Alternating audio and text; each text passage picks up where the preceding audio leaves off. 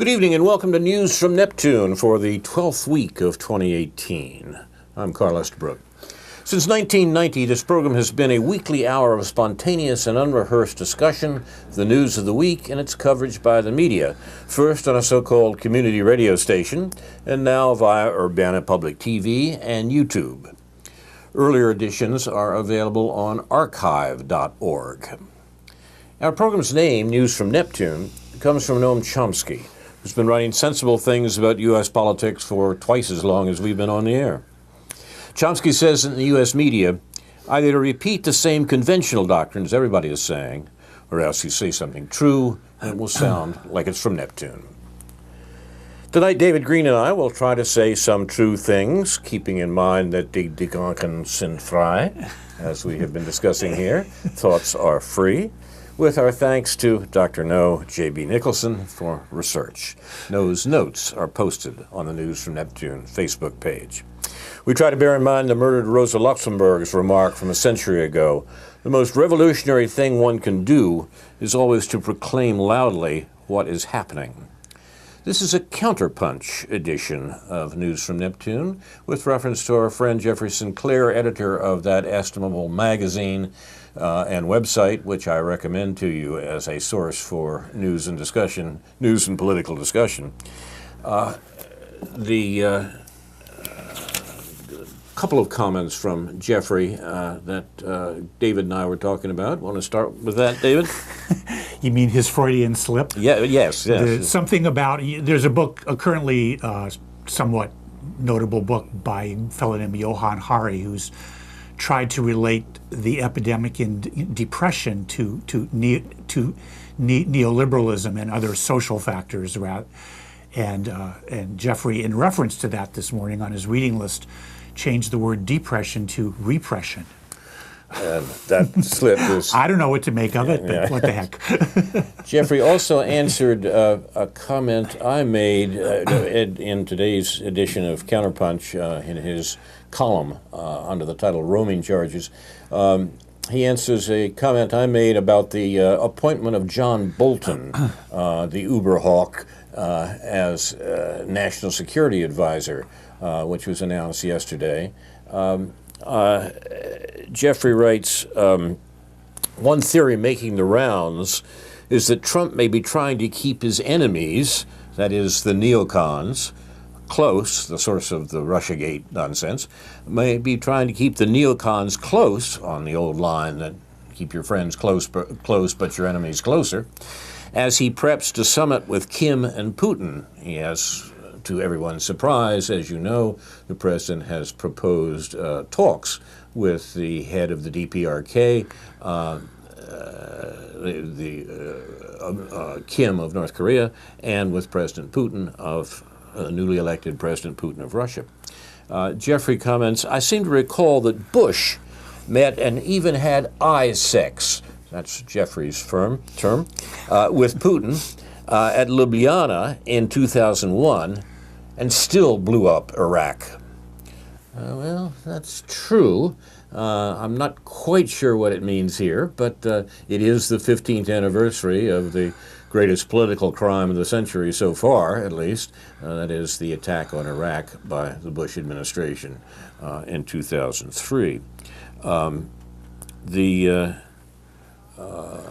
assessment of the suggestion that this move by Trump to appoint some of the worst people to positions like Secretary of State, head of the CIA, and National Security Advisor, that is Pompeo and Haspel and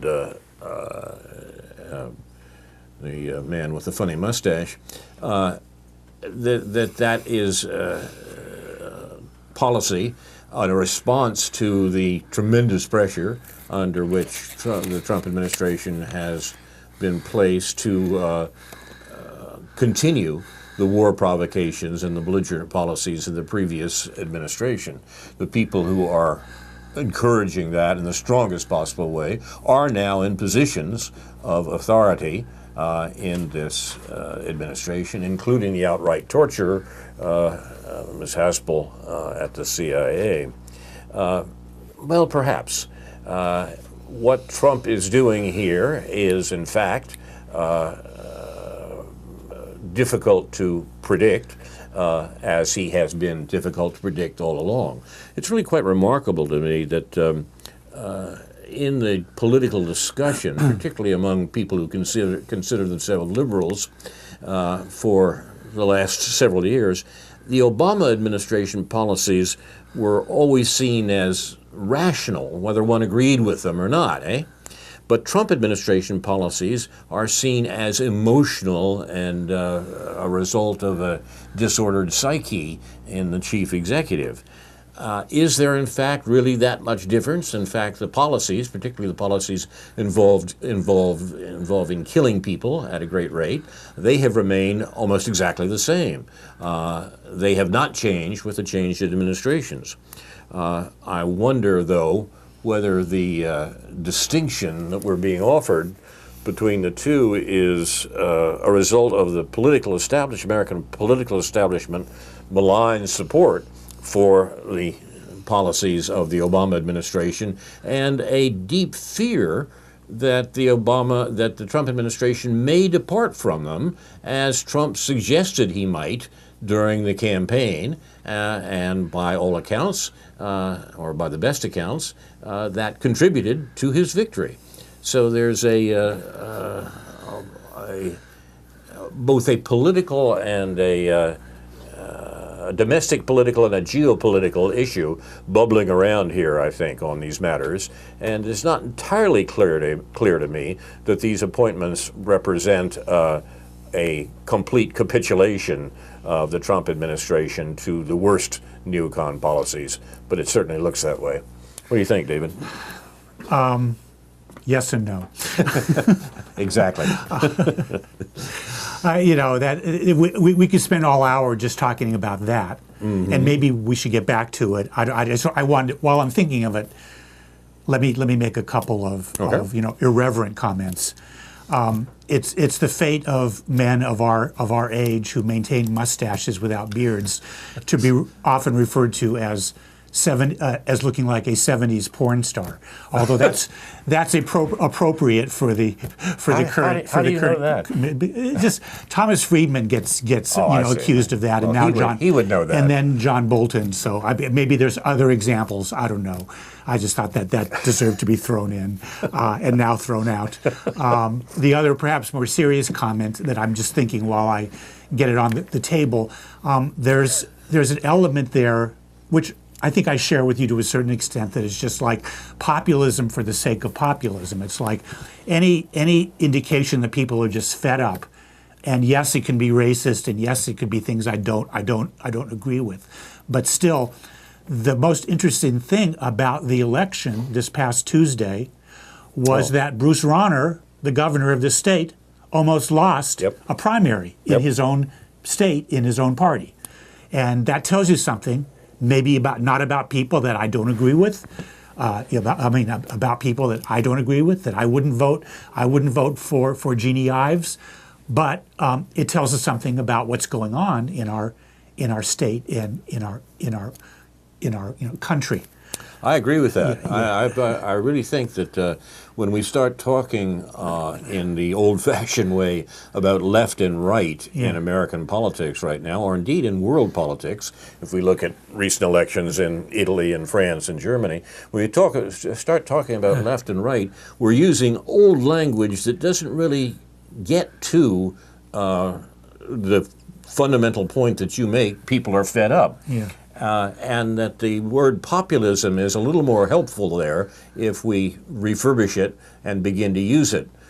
So in the local election that you referred to, Ives was referred to as a rightist challenger of a rightist governor, a further right challenger to a rightist government. And as I think you're suggesting, that may not be the issue. Right and left is not at stake here. What's at stake is that people are fed up. Yeah. And corollary to that, in the Democratic Party, this is probably a stretch, but stupid Pat Quinn, the governor who was defeated by Rauner, who is 69 years old, not that there's anything wrong with that, gets back, just can't stay out of politics and decides to run for Attorney General. And a lot of Democrats, hundreds of thousands of Democrats, vote for him just because he's stupid Pat Quinn.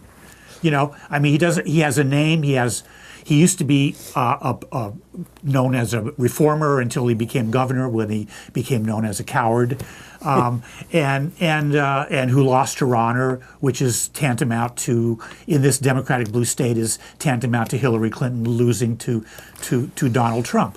I mean, but Democrats, hundreds of thousands of Democrats will vote. I think he came in second in the race, and I can't remember how close he came to actually winning, but just Democrats will flock to this, mainly Cook County Democrats, I think, will flock to vote for this man just because his name is on the ballot there. And it's just, so the contrast there, I mean, there's differences and similarity.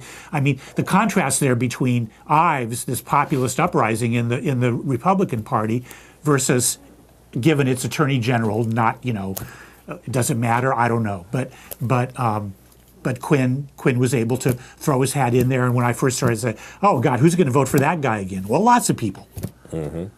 So, any comments about that before I move on here? Well, I was going to. Should we talk about other aspects of the election, including the 13th congressional district? I've got a thing about Israel-Palestine here, but we can wait. That can wait for a minute. Let's stay in Illinois for the time being. Although, of course. One of the real stories about Israel-Palestine in Illinois that we've talked about before, but I think needs to be talked about again, is the way in which the fiery liberal spirits in the Illinois legislature, particularly the local representative and senator, caved in to the Israeli government's successful illegalization of the boycotts of Israeli apartheid on the part of Illinois, companies, and support for that by Illinois investment practices. This is a scandal of the first order that has disappeared. And that makes nonsense of a lot of the things that we hear from Illinois liberals about how progressive they are. That will fit into my later comments. But okay. But yes, you can. So, what in terms of this election, what more did you? Well, the election's peculiar. We talked last week about the Democratic primary and the race for the nomination to run against the incumbent Republican Rodney Davis for the seat in the House of Representatives from this area. I must admit I was surprised at the outcome. Betsy Dirksen Londrigan, who is the establishment candidate, the DNC or DCCC, is that enough C's? Yes, I think so. The Democratic Party's congressional... you have to stop at 3. Yeah, wouldn't it be a good idea? She won going away, to my astonishment, and the best analysis I've seen was offered by our friend David Johnson, who talked about the way in which the different factions within the Democratic Party worked this election and produced this result for the establishment candidate. The candidate that we spoke in favor of last week, the only candidate in the race who was anti-war at all, the others were all conventional supporters of American war making, that is David Gill, got 14% of the vote and actually came in ahead of the CIA's candidate or the intelligence community's candidate, John Abel. You keep saying Abel, and I keep saying Ebel. Okay, John Evil, not evil. No, yeah, right, let's call the whole thing off. John Evil, who managed to come even. Oh God, I think I better stop here. He got fewer votes even than David Gill. Yes. And this is all to the good. Although what it leaves us with is a conventional Democrat, pro-war Democrat, running for Congress in this district, and I caused some kerfuffle amongst our friends this week by suggesting that I have no interest in seeing that the Democrats maintain control of the House of Representatives, and so I'll probably vote for the Republican incumbent in this district. And I gathered that you don't find that argument convincing.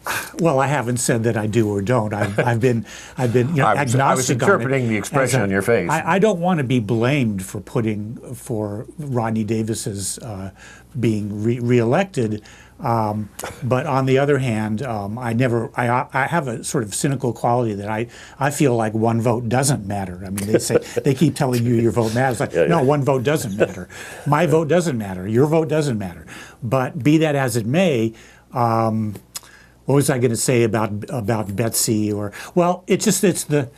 You read Michelle Goldberg's column in the New York Times this morning about Mayor Landrieu in New Orleans, which is like it's a paean to a guy who seems like kind of a decent guy, but he's a centrist Democrat, and then going back to the comments we made last week about the special election in Pennsylvania and the idea that the centrist Democrats are going to save us. Well, Michelle Goldberg, who is the one. She's a refugee from the Nation who now writes for the New York Times, so she should at least be putting forth a somewhat to the left, at least visibly to the left point of view. But she's basically trying to soften everybody up for the fact that yes, the centrist Democrats are going to save the Democratic Party in November, and that's a siren song which we have become accustomed to over the past many decades, and I'm not buying it anymore, and I'm not voting. If I do vote for Betsy Lonergan, it will be without any enthusiasm or any expectations. And I guess one perhaps fair thing to say about the Democrats taking power in the House, unlikely as that is, it's going to be almost impossible for them to do so. And again, this district is not among the top purple districts in the country. That is a district that might become Democratic. Even though the DCCC is deciding to give BDL some money, which they wouldn't have given to David Gill had he won. That's a good point. Even though I think a person to the left has an actually better chance, which is something I wanted to prove. That's a very good point. 4 years ago, but that's not something that the Democrats want to hear. So, but what I was going to say, this is just something they keep enticing us with. So I'm repelled by the mentality. How that relates to how I'm going to vote, that's another thing. And I'll keep in mind that the former occupant of this seat in the House of Representatives from this area, the districts have been redrawn, but many years ago I ran for that seat and was defeated. If that's the way to look at it, I ran as a Green Party candidate for this congressional district, and I was defeated, if that's the way to put it, by the the later long-time serving representative from this area, Tim Johnson. This was on the eve of the invasion of Iraq. Tim supported that. We talked even after the election about why he shouldn't do that, but he supported that and became a congressman that the War Party could count on in a dozen years ago. In office, he changed his mind and ended up finally being part of a suit by a number of members of Congress against the administration for its illegal war in Libya. I admire Tim's change of heart and what he did while he was congressman from this area, and have recommended a similar path to the war supporter Rodney Davis, who occupies that seat at the moment. people point out that I can't expect that sort of conversion on the part of Davis. That may be true, but then I didn't expect it on the part of Tim Johnson either. So miracles do happen. And it's that time of year, isn't it? Easter, you mean? Yes. I don't know whether Rodney is really a candidate for leftist political resurrection, but in any case, I can't vote for the Democrats. That's that's simply silly. While I'm telling stories from the dark, backward, and abysm of time, I might mention that the first presidential ballot I ever cast was for a Democratic peace candidate, and I was the more deceived. The Democratic peace candidate that I voted for, thinking it very important to vote for peace rather than for the war candidate on the other side. The Democratic candidate, the peace candidate I voted for was Lyndon Johnson. And I made up my mind that I wouldn't make that mistake again. And I think in the intervening years, I haven't. In any case, it seems to me that the question of whom to vote for Congress in this district, generally irrelevant as it may be, still shouldn't be decided in terms of voting for Democrats. Never a good idea. Well, that's fine. I mean, yeah, I can't argue, and Okay. I can't All right. argue that Rodney Davis is going to transform himself. I have no faith in the man to have any particular principle. I've been watching this program that was recommended by our friend Mort Brussel called A French Village, which dramatically depicts an occupied French village in the southeast of France during World War II. Quite a compelling and many times difficult show to watch. At one point, in terms of how the people are being compromised by their dealings with the German occupiers and so forth. And at one point in one of the recent episodes I watched, a little boy. There's one guy in the village who's a Marxist and a member of the Communist Party, and he gets in all kinds of trouble for doing that. And he talks to his son, to his 8 or 9-year-old son, about principles, and the son says to him, "Daddy, what's a principle?" And that kind of struck me as being, in that context, this little boy, and similar to the show Mad Men, I think the show is in a way seen through a child's eyes through this particular child, and so that kind of struck me as being, you look around at the way all these adults are behaving, and somebody talks about principles, and you say, what?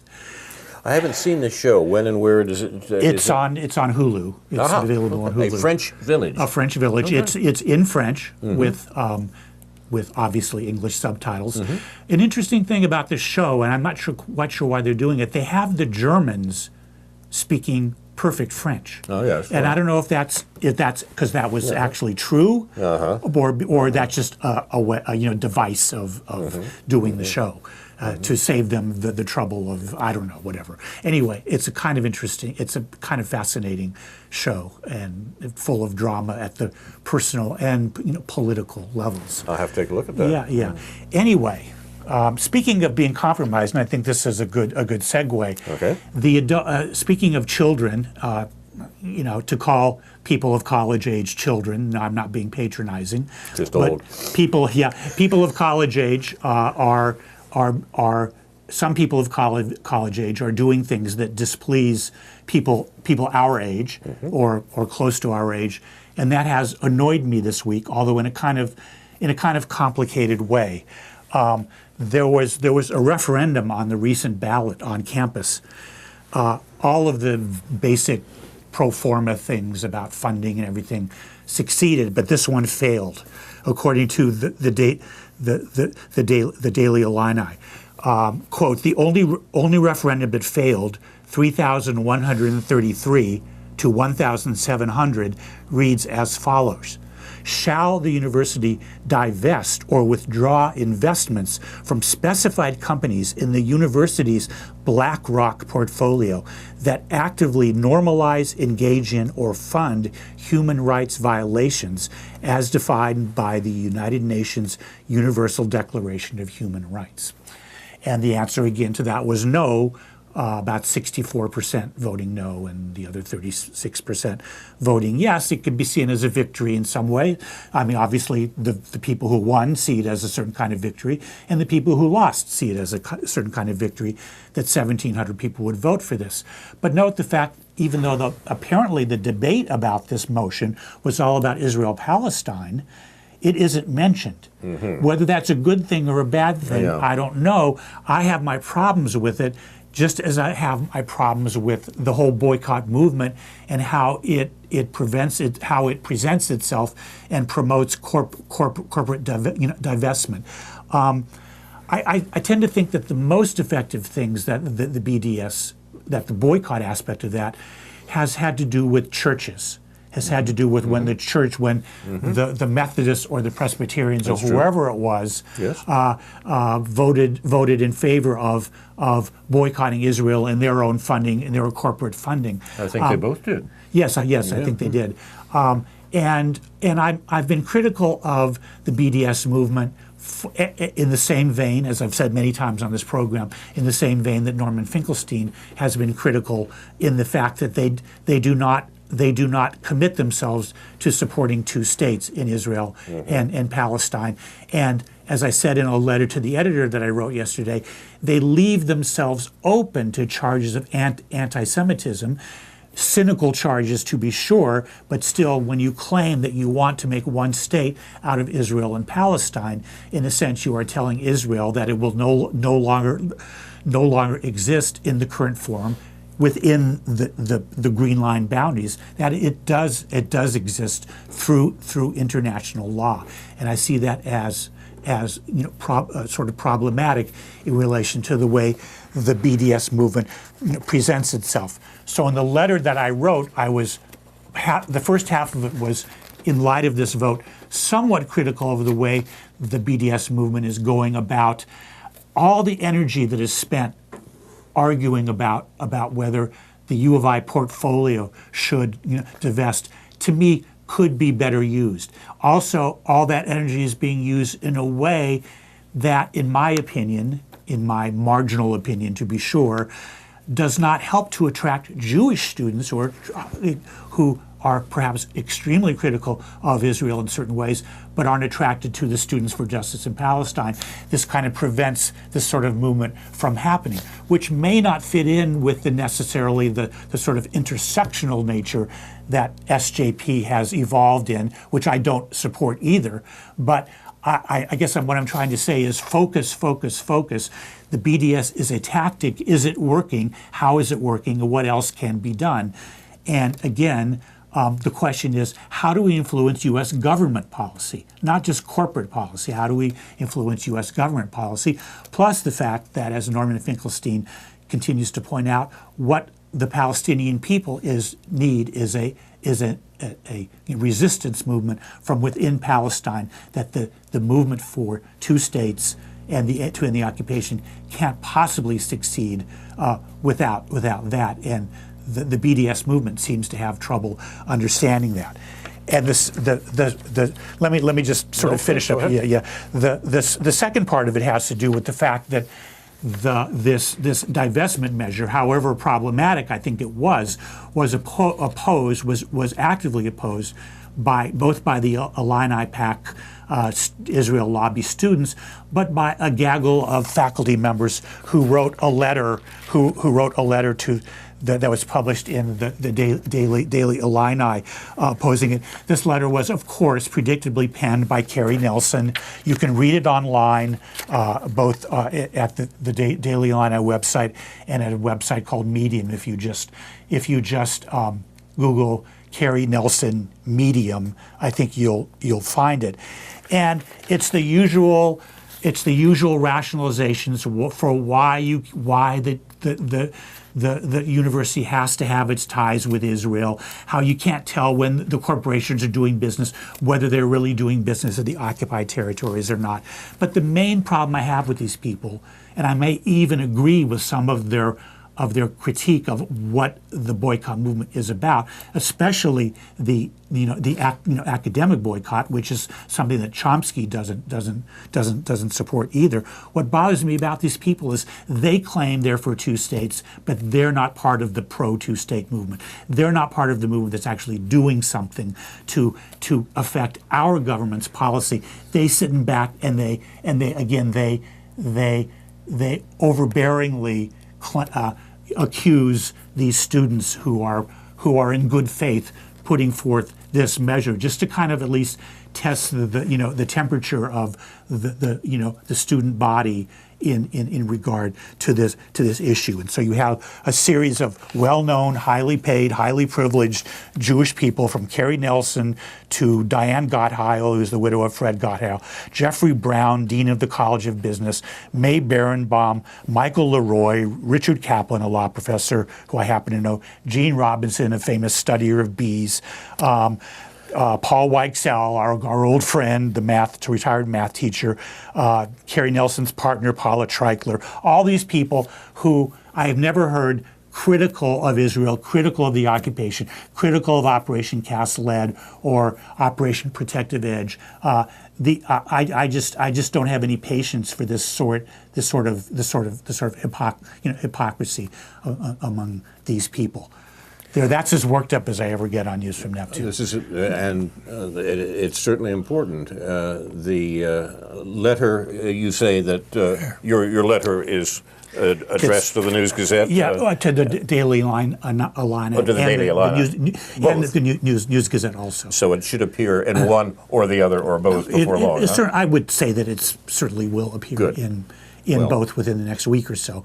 They're on break at Daily Illini now, but I expect it'll appear next week. We'll make sure that a link to this is posted on the Facebook page. It's not, of course, in 250 words. I mean, either the DI limit is 300 words, and I could have done a different version for them, but I just basically sent them the same 250-word letter that I sent the News Gazette. There are a number of intertwined issues here, of course. Yeah. One being, it seems to me, the scandal of the Israeli government arranging for the Illinois legislature to use Illinois money to support its apartheid in the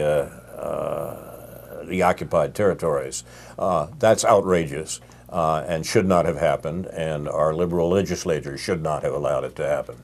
The larger question is the one that David's talking about, exactly what is being done in Israel's occupation, which could not take place without the support of our government. This is not a case of our condemning a foreign government with which we have no connection.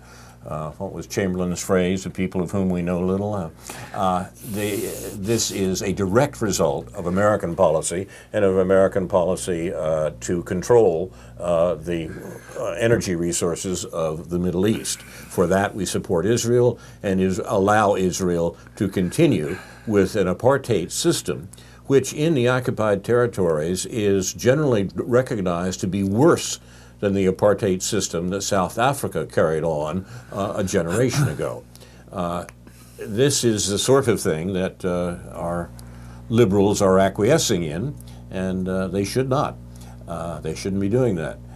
To try to talk about this in the context of American foreign policy is necessary, because it's American war policy that results in the support for Israel's activities here.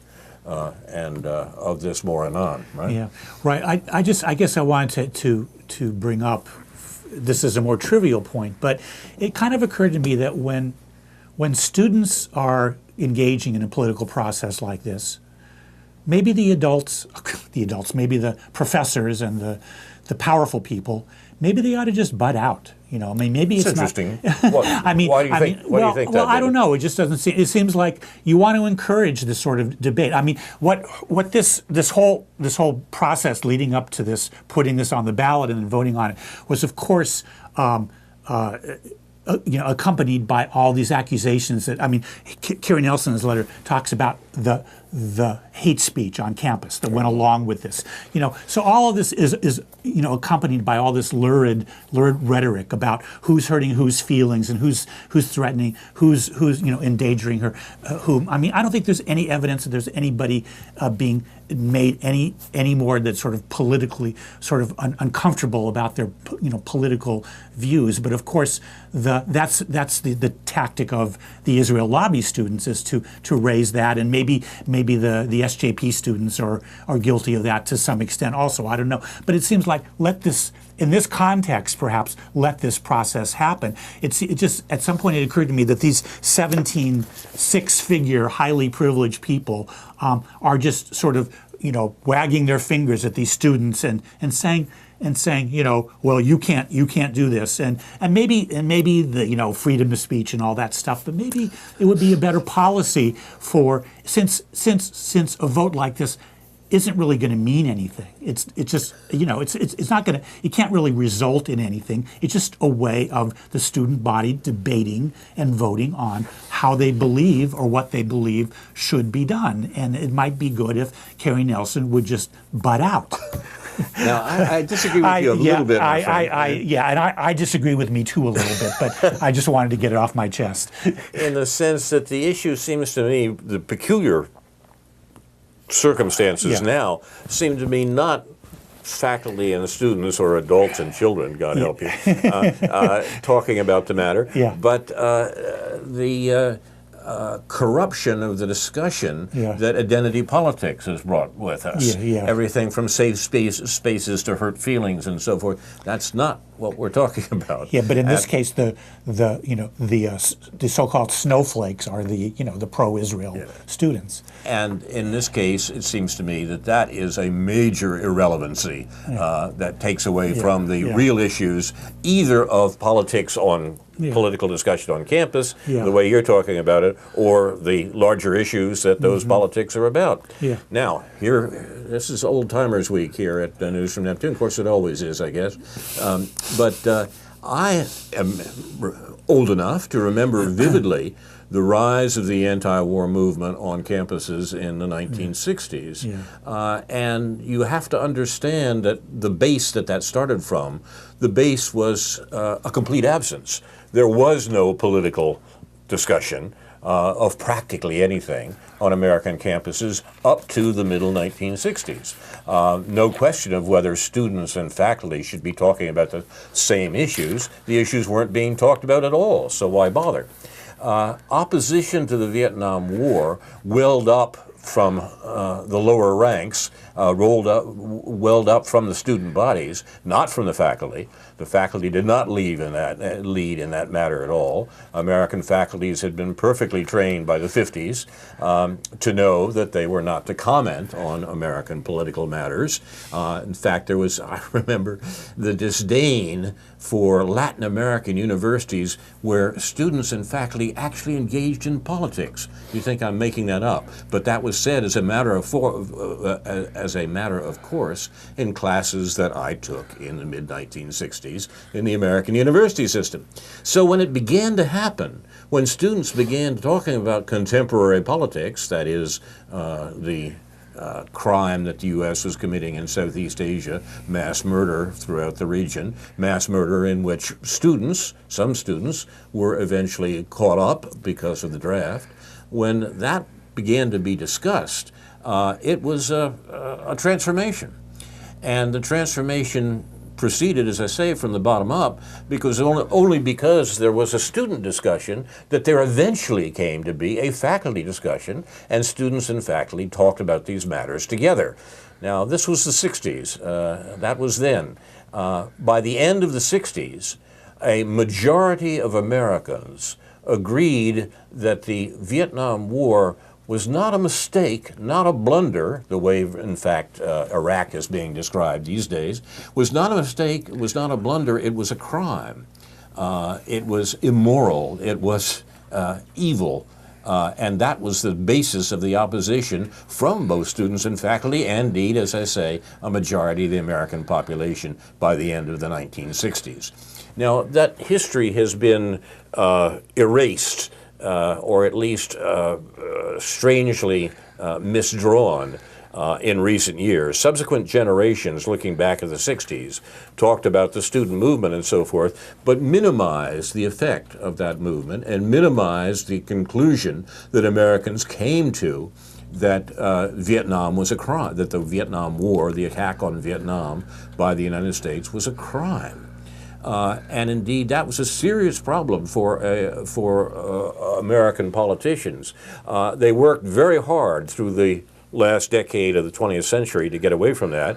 If you want to see an interesting attack to try to minimize the notion of Vietnam as a crime, read Barack Obama's Mendacity of Hope, and his book about politics at that time. I do say that wrong. It's Audacity of Hope, but in fact it's full of lies. So Mendacity of Hope is not wrong. In that, what he was hoping, of course, was to become president. And in that, he talks about the anti-Vietnam War movement in this minimizing fashion. So it seems to me when there is the high point of this was the first Gulf War, after which George Bush I said that the point of the first Gulf War was to kick the Vietnam syndrome out of the picture, remove the Vietnam syndrome. The Vietnam syndrome was understood to be the hesitation of Americans to support foreign wars because of the example of the crime that the war against South Vietnam had been. And the way was cleared for another crime, a war in Southwest Asia instead of Southeast Asia, which occupied the first decade, which began 15 years ago as part of the ongoing policy of the United States to control the region. The great political crimes are bound up together here. They're not discrete. They're not separate. And in this regard, understanding of the political mythology that we carry around right now is extremely important in order to begin to talk about what the United States is doing today and why the matter is occluded. Let me just read one more quick thing here before we move on. Kerry Nelson is known as a tenured radical. I think he wrote a book with that word in the title. He was president of the American Association of University Professors, written a lot about academic freedom and freedom of speech and so forth, all of which stops at the border of Israel and Palestine. And in this letter that was published, he wrote, and all these other people signed on to, just to give you a flavor of this. Although he's referring to the debate, the last year's debate about this same issue, although people spoke on both sides of the issue, on one point, speakers from both sides agreed: Jewish and Palestinian students alike. We're not talking about Jewish and Palestinian students. We're talking about all kinds of students. But anyway, Jewish and Palestinian students alike testified that they felt harassed and threatened by the hate speech the campus debate generated. Campus discussion about the Israeli-Palestinian conflict can be civil, but contests to win a forthcoming vote often are not. Competition aimed at obtaining a victory involves passions of a different character. So, therefore it's a bad thing. Yeah, therefore it's a bad thing. And so, anyway. I just imagine somebody saying that in 1972. Yeah. I keep wanting to say that Kerry Nelson is playing the part of Seymour Martin Lipset, but I don't think people would get that. Well, but I think you would. We point out that Kerry Nelson, we were speaking of, is an emeritus professor at the university and a social friend. He's a Jubilee professor of something, whatever that means. I hope he's jubilant, but in any case, he is a social acquaintance, at least, to both of ours. Not anymore, in my case. and of course, he has an open invitation to come comment. Not after this letter gets published. Okay. I called him odious. Well, but the invitation stands. If we excluded odious people from this program, whom would we talk about? Yeah, okay. You're watching news from Neptune.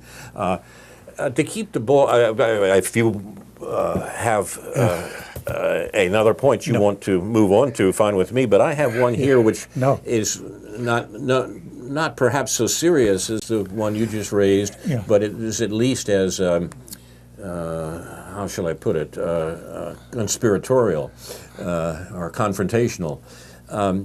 I want to suggest that in the midst of all the nonsense that has been said on all sides and at every level about the Skripal issue in Britain, this is the Russian spy and his daughter who were supposedly assaulted by chemical agents in Salisbury in southern England,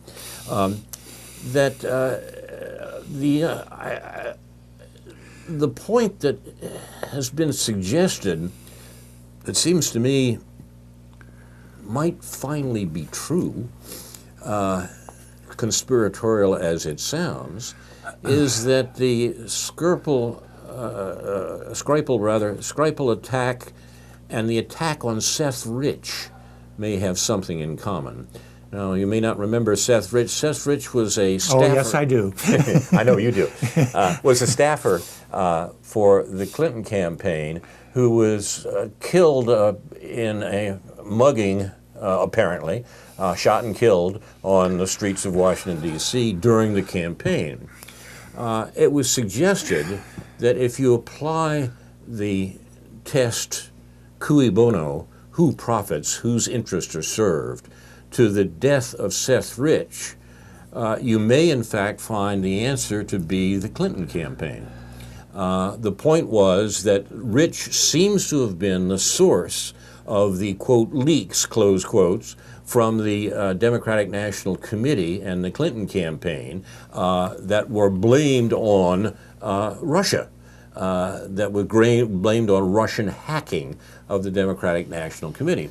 Seth Rich, it is suggested, was appalled at what the Clinton campaign was doing to subvert the Sanders campaign, and what the Clinton campaign was doing, the campaign that he was working for, was doing in general in undermining the election. That it was the Clinton campaign and not the Russians who were meddling in the election, and that he gave the materials in question, the emails of the head of the campaign and others, to WikiLeaks precisely because he was appalled at what was happening. It's been suggested by a number of people, including Julian Assange himself, that there may be something to that. But the question was, why was he killed?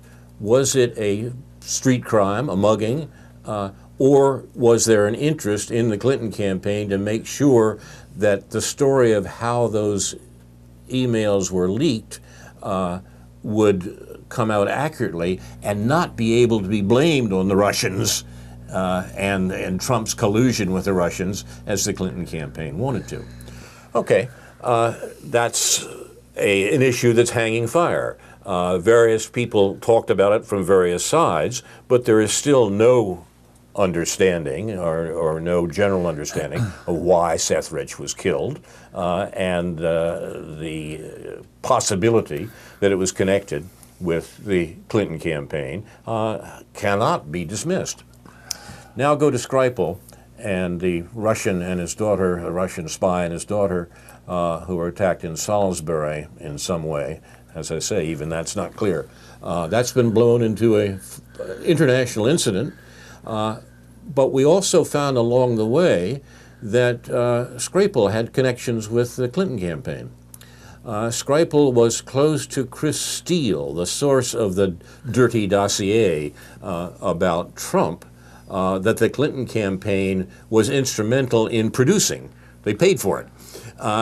The idea that the reason Skripal was murdered is was attacked, he's still alive.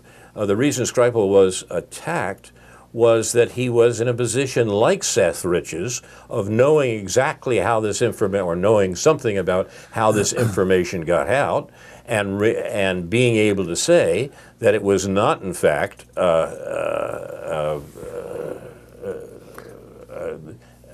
that the Clinton campaign was responsible for this information that Chris Steele, the former MI6 man, developed. That may be true. The idea that the cases have some similarity and suggests that American political interests are willing to kill somewhat awkwardly in both cases. It's been pointed out that even the Skripal matter is very awkwardly done.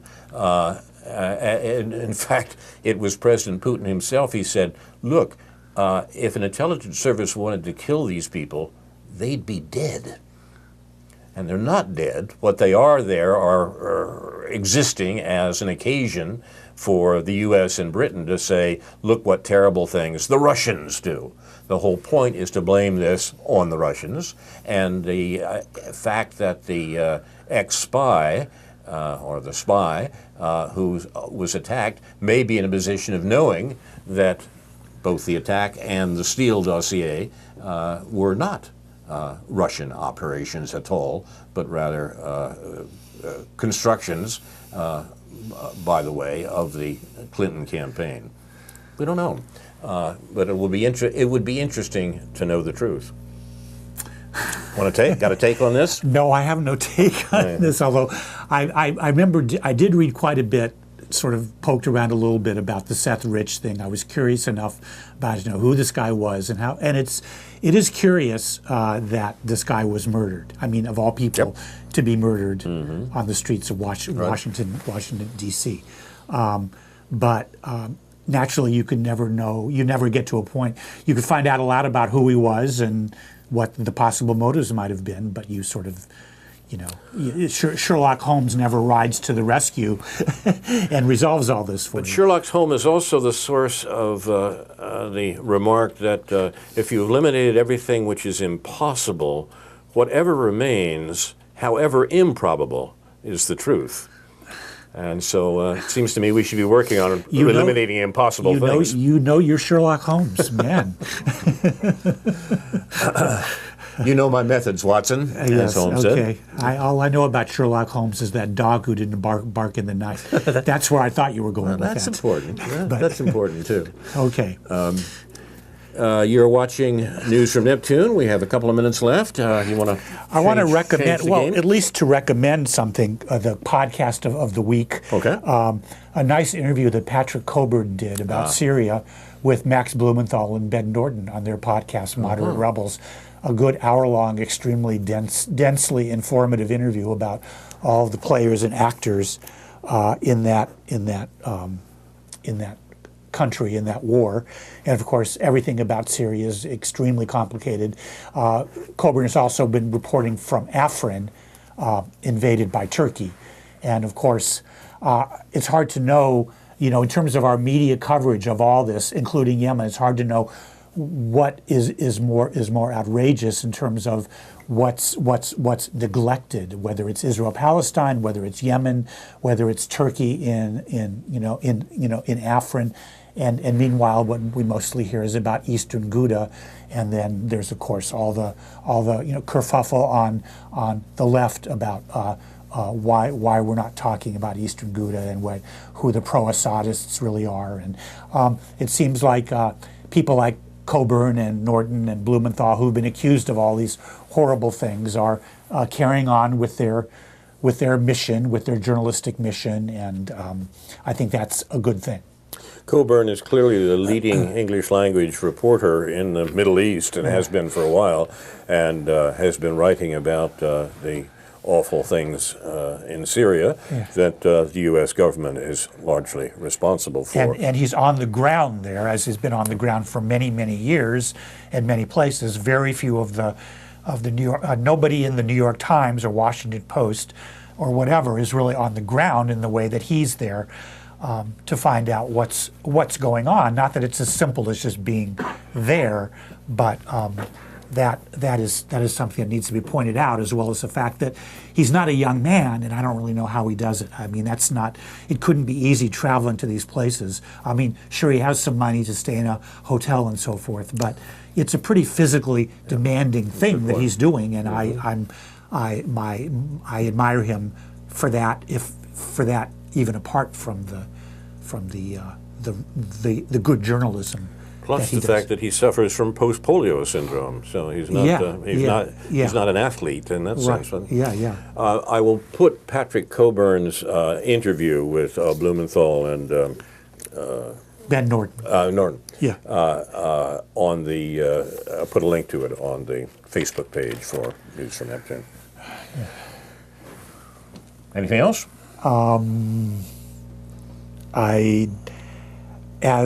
I guess I would just mention, it was kind of interesting phenomenon as a result of an op-ed published in the New York Times by Ronald Lauder, head of the World Jewish Congress, critical of Israel to a certain extent. And this is a little background for other things that we've talked about that are going on this week closer to home. But at first I didn't make much of this, but I think Philip Weiss is at least right. I'm often critical of Phyllis Weiss because Philip Weiss, who makes too much of these things. But I think the fact that Lauder is being critical of the Israeli government in whatever qualified terms is somewhat meaningful, and perhaps we can talk more about that at some other times in terms of what's happening within the Jewish community, within the American Jewish community in relation to support for Israel and Palestine. We probably should not end the program today without mentioning China. The tariffs of the Trump administration and probably other economic policies of the unleashed Trump administration seem to be producing some interesting results. The Dow Jones average plunged 700 points yesterday, and the economic effects of what the administration is doing but still unclear because the world economic situation is so intertwined, imbricated, as they say. It does point up one thing, though, that seems to me to be worth mentioning once again, and that is the foundation stone of American foreign policy. We've talked about this as a theme here frequently, but the United States has for more than a century been devoted to the notion that no economic power should arise that could exclude America from Eurasia. Now, it's not quite right to suggest that the conjunction between Russia and China is excluding the U.S. from Eurasia, but that's the fear in Washington. They've learned nothing and forgotten nothing since the open door policy in Washington in 1899. And the objection, the attempt to trammel up the economic activities of the Russia-Chinese alliance animates Washington these days, perhaps more than anything else, more even than questions of war in the Middle East, which seems to be simply an ongoing phenomenon. The concern for constraining Russian and Chinese economy is at the very heart of American foreign policy right now, in this administration as in earlier ones. How they choose to do it, the tactics for doing it, that does change from administration to administration. The most interesting example recently being the so-called Iran nuclear deal, where one administration assumes that this contributes to the restraint of Eurasian economic development, and another administration thinking that no, in fact, it doesn't do it, or it doesn't do it adequately. How that will play, and by the way, both those views are present in the current administration, in spite of what you read. How that will play out may be, in fact, the most important question of American foreign policy in the short term. It is bound up, obviously, with questions of war and peace in the Middle East, and war and peace, indeed, in the South China Sea as well. But the fundamental question, that